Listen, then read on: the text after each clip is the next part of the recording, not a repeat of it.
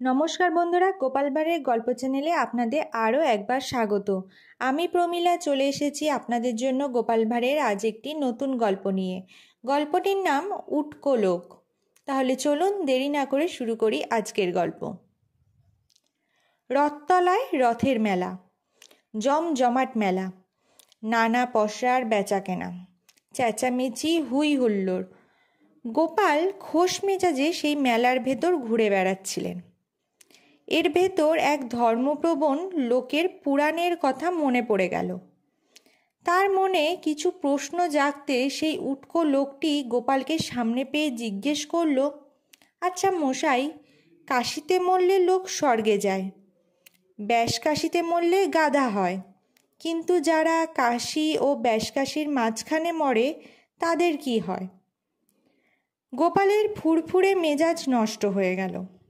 লোকটার সঙ্গে তার চেনাশোনাও নেই, অথচ লোকটি দুম করে এমন অবান্তর প্রশ্ন করে বসল।